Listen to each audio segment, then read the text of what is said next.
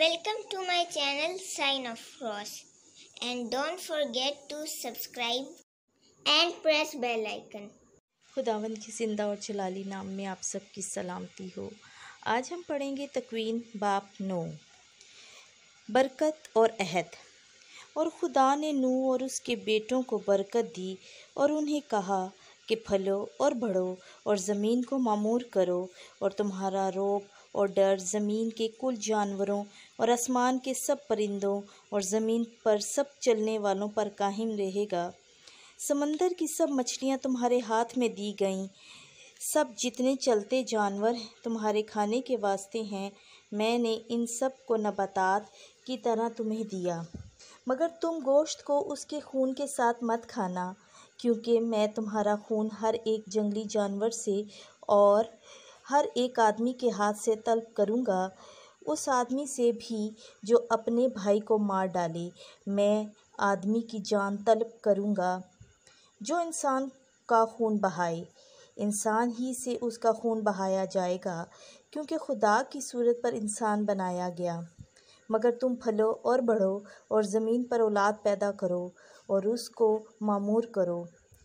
और खुदा ने नूह से और उसके बेटों से कहा, देखो, मैं अपना अहद तुम से और तुम्हारे बाद तुम्हारी नस्ल से और सब जानदारों से जो तुम्हारे साथ हैं, क्या चरिंद क्या परिंद और ज़मीन के सब दरिंदों से जो कश्ती से निकले, ज़मीन के हर तरह के जानदारों से कायम करता हूँ।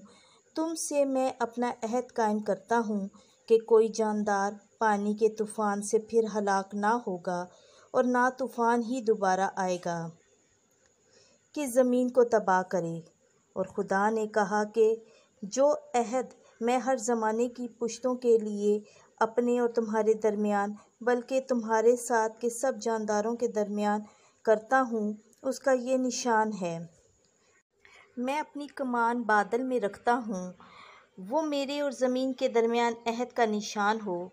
जिस दिन मैं ज़मीन के ऊपर बादल लाऊं और मेरी कमान बादल में नज़र आए, तो मैं इस अहद को याद करूँगा जो मेरे और तुम्हारे और हर जानदार के दरमियान है। तूफ़ान का पानी दोबारा ना चढ़ेगा कि तमाम जानदारों को हलाक करे। कमान जब बादल में होगी, मैं उसे देखूँगा, और मैं इसी दायमी अहद को याद करूँगा जो खुदा के और हर जानदार के और हर मखलूक के दरमियान कायम है। बस खुदा ने नूह से कहा कि ये उस अहद का निशान होगा जो मैंने अपने और ज़मीन के हर जानदार के दरमियान कायम किया है। नूह की लानत और बरकत। और नूह के बेटे जो कश्ती से निकले, साम और हाम और याफत थे, और हाम कनान का बाप है। नूह के यही 3 बेटे थे, और इन्हीं से तमाम ज़मीन पर बनीने नूह इंसान फैले। और नूह खेती करने लगा, और उसने अंगूर का बाग लगाया, और उसकी मैं पीकर नशे में आया और अपने डेरे के अंदर बरहना हो गया। और कनान के बाप हाम ने अपने बाप को बरहना देखा और अपने दोनों भाइयों को जो बाहर थे खबर दी।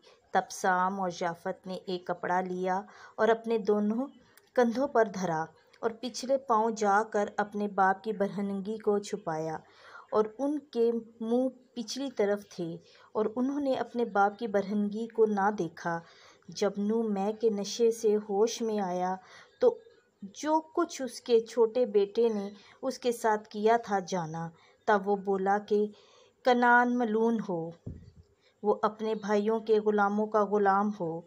फिर कहा, खुदावंद साम का खुदा मुबारक हो, कनान उसका ग़ुलाम हो।